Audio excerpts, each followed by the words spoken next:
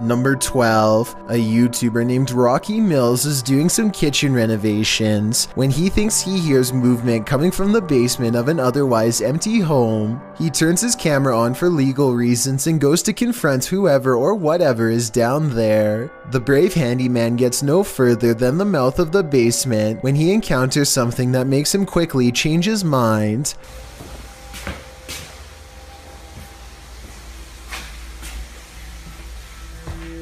Hello? The door slams shut and somehow nobody is on the other side.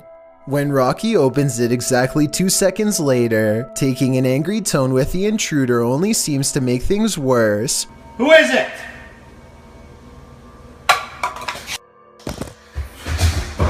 Rocky Mills runs for his life and drops the camera face up. Approximately 19 seconds later, we hear no approaching footsteps, and the camera gets kicked into a 360 by something on its way back downstairs. I guess when you're a spirit who wants everything to stay the same forever, a home remodeling project is a serious threat that must be ended then and there. This YouTuber is exploring the abandoned living quarters of a psycho when they see the spirit of its previous owner crouched low in the doorway. Hey, Bismillah. Min anta? It looks like the spirit disappears, but I have a feeling that they could have simply ducked down behind the door here and let the camera run by. He later comes across a hooded figure in the window who appears to transform from a faceless spirit into a human. As they drop from view, the window closes with no one touching it, so I strongly suggest this is paranormal. Bismillah ar-Rahman ar-Rahim. The YouTuber has seen enough and wants out of there fast, but the hooded figure somehow travels a great distance ahead and rips the door open. This time you can hear her low and unearthly voice as she grunts a single note. Bismillah ar-Rahman ar-Rahim. Allahu la ilaha illa huwa al-hayyul qayyum. Were they a ghost or a real person is the question, though I feel we all probably know the answer. Number 10. A Texas police officer has someone pulled over and is too absorbed in conversation to notice the gigantic arachnid sneaking up on him from behind. The monstrous spider crouches low and steps off the curb into the street. Its prey still does not seem to notice, so it gets a little braver and scurries over until eventually it's standing next to his shoe, ready to sink its fangs into his leg. Only when you watch this video again will you realize this was actually a normal sized spider crawling across the window in front of the dash cam. This odd angle simply made the bug look as big as a household pet. Number 9.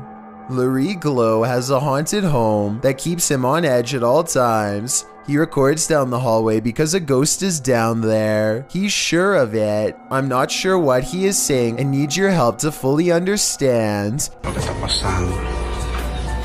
Yo sé que yo escuché algo por aquí. Esto está jodón, esta vaina aquí. He hears a loud noise from behind as the ghost walks past and touches a light. The living room is where he experiences the most paranormal activity, so there's already a second camera all set up. Here is the same scary moment from a different angle. As you can see, he hears a bang, turns around, and that's when this stuffed animal gets possessed. Is someone pulling strings off camera, or are these objects moving on their own? Number 8. A YouTuber named Josh Washi is exploring an abandoned building that he suspects is haunted. Long ago, this was a school, but now is little more than a crumbling collection of rickety rooms waiting for a closer look. He and his group somehow make it all the way to the attic without falling through the floor. Hidden at the far end is a door to an unknown room that makes them nervous. His friend Nate goes to open it, and that's when the urban exploration goes wrong. No, that door just opened by itself.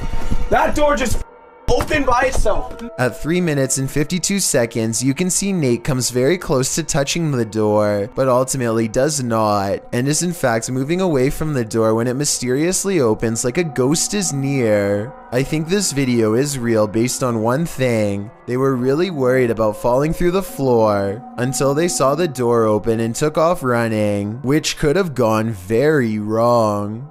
Number 7.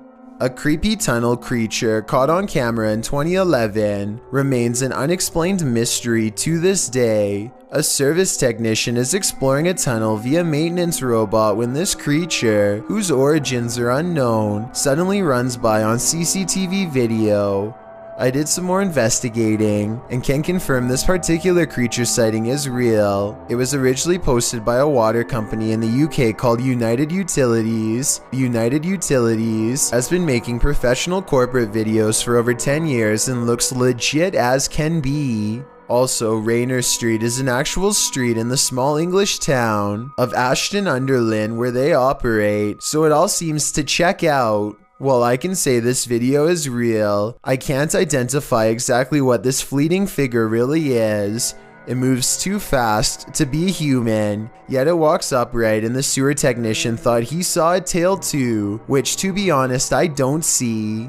Anyway, there's only 2 miles of twisting pipe down here with nothing to live on. So is this a haunted tunnel or what? Number 6. The slimy find. These gigantic slimy mollusks are hunted in the Philippines for their strange shells, which resemble an elephant's tusk and sell for around $200 a piece. Scientists have been finding their hollowed out shells for years, but only recently did they get their hands on an actual specimen for further study. When they cracked open its shell for a closer look, this is what came slithering out. The 5-foot-long creature flops out of its casing and stinks up the room. It was found in a sulfur-rich mud pool where it had been feasting on putrid bacteria for years. Who knows what else researchers will find at that location.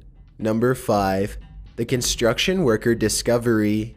Construction workers in Brazil were performing a demolition job when they came across the flattened remains of a 33-foot anaconda. If you want to get a better feel for how gigantic this snake is, just count how many seconds it takes them to film the reptile's entire body. Not much more information about this story is available, but then again, not much more information is required. This is a gigantic snake that, given the opportunity, would have little problem squeezing your ribs until they cracked and making you its next meal. Number 4. Jungle potions. In 1980, a Haitian man named Clairvius Narcissi approached his sister, Angelina, at a public market. This was the first time she has seen him in 18 years since his death. When she asked him where he had been, he said that he was now a zombie who had returned from the dead. She did not believe him until he is able to tell her his childhood nickname. It really was him after all. This is the amazing true story of her zombie brother. In 1962, Clairvius travels to a local hospital complaining of a fever and body pains. He is examined and sent home. The next day, he was declared dead by 2 doctors who were trained by US physicians.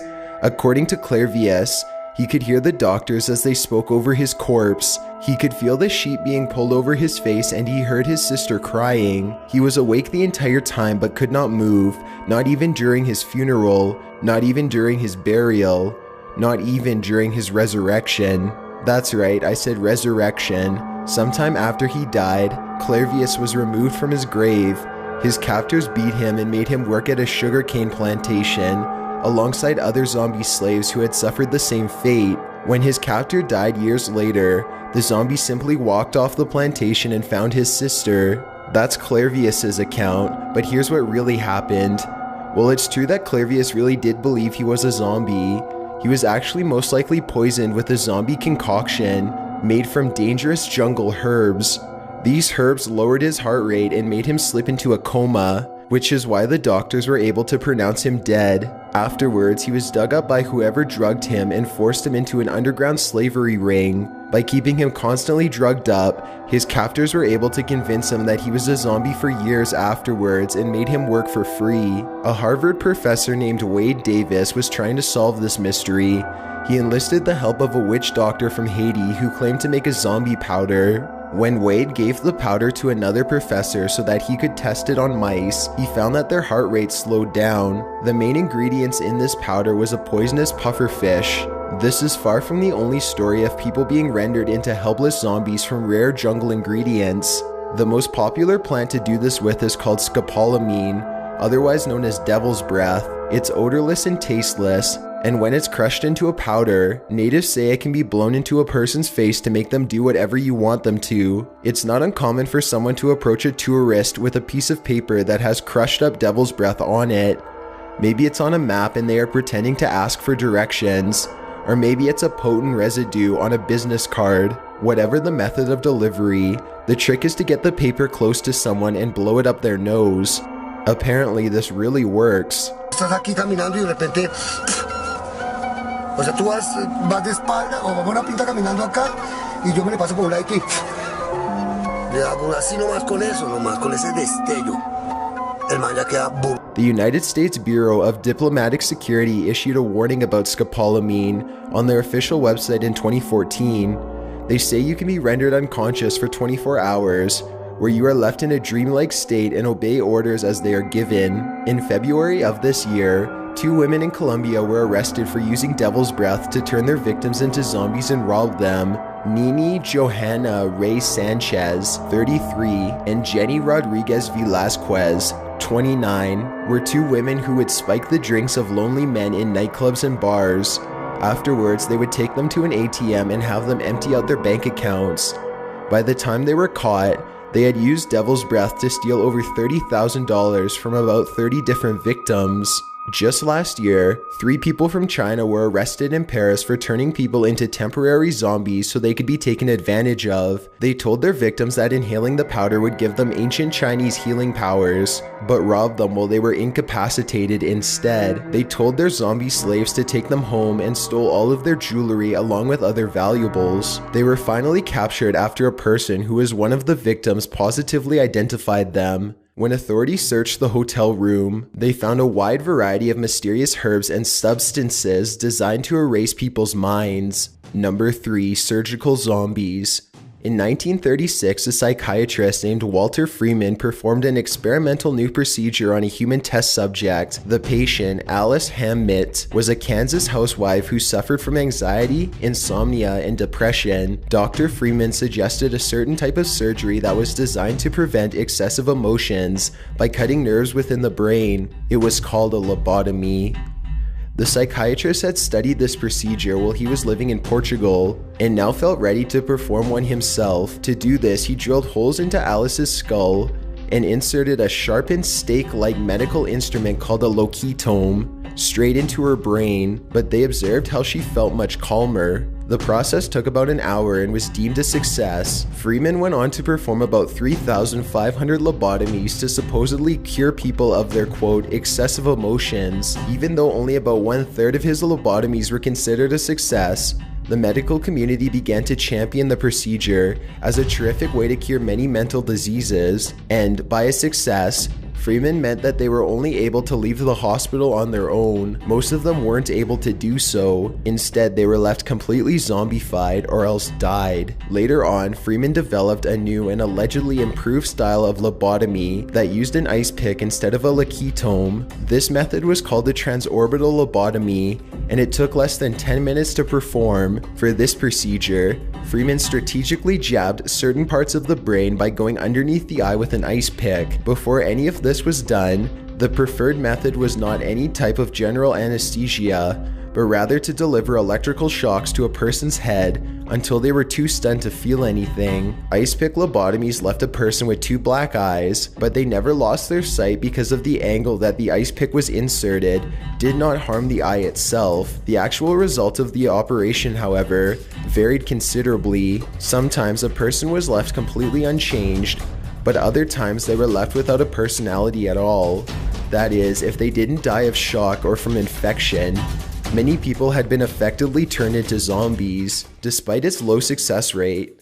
Lobotomies were highly popular because there were no other ways to treat mental illness. At one point in the 1930s, it was even recommended as a cure-all from anything from tension to, quote, crying spells. This was all scientifically acceptable information that actually ran in an article for the New York Times without any dispute at the time. From 1949 to 1952, during the height of its popularity, around 50,000 Americans became the victim of a lobotomy. Sometime during the 50s, the zombie-making procedure became far less frequent as the first wave of antipsychotic medications hit the market. Still, Freeman refused to drop the surgery and opted to simply change his marketing approach instead. Dr. Freeman continued to convince people to get lobotomies well into the 50s, now advertising them as the perfect preventative measure for keeping future mental illness at bay. He made it sound like lobotomies were a routine procedure that couldn't do much harm. One of his later victims was a 12-year-old boy named Howard Dully. When Howard did an interview with NPR in 2006 about the procedure, the 56-year-old emotionless bus driver, quote-unquote, wondered if something's missing from my soul. The exact number of zombies that have been created from Freeman's lobotomies is unknown, but it is definitely in the thousands. Number 2, toxic mold and parasites. Zombies exist all throughout nature. You don't have to look very far to find them. Cordyceps is a common variety of fungus that grows everywhere from forests to valleys and reproduces by creating its very own zombie army. The cordyceps start out as a special type of mold spore that lays dormant on the forest floor. When a hungry insect comes by and eats the spore, it becomes an infected carrier. The fungus takes over the bug's central nervous system using poisonous chemicals and basically makes it act completely insane. The poor bug is technically kept alive, but it has absolutely no control over its own motor skills. As a result, the infected move in jerky, spastic motions that look like the undead. It looks so bad that other insects can sense something is wrong with the zombie bug and tend to stay away. If it's an ant, for example, then other ants will carry it far away to protect the rest of the colony. As the infection worsens, the fungus makes the zombie stagger up a tall plant. When it reaches the top, the zombie bug is made to bite onto a leaf so that it won't fall off. With its host fastened securely in place, the infection ramps up and covers them in a fuzzy white mold as they die.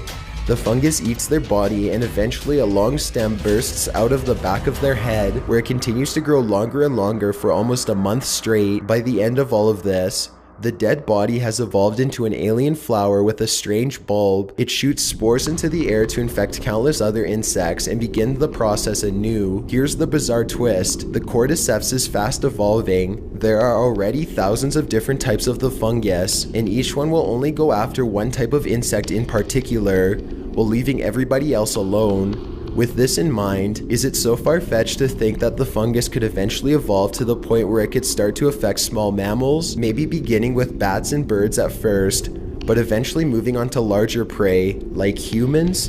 It could only be a matter of time. There's already a parasitic worm out there that basically does the same thing, and it can also affect humans too. The liver fluke is a type of flatworm that swims around in the water until it finds a very common type of snail to infect. As the infected snail goes about its life, it leaves behind a slime trail which ants find irresistible. The only problem is that the slime trail is infested with thousands of tiny liver fluke eggs, so when the ants eat the slime, they become infected too. Whereas cordyceps infected ants are very easy for other insects to spot, the liver fluke can live silently inside of its host for a long time without presenting any symptoms. This way, the liver fluke lets the host infest the entire colony.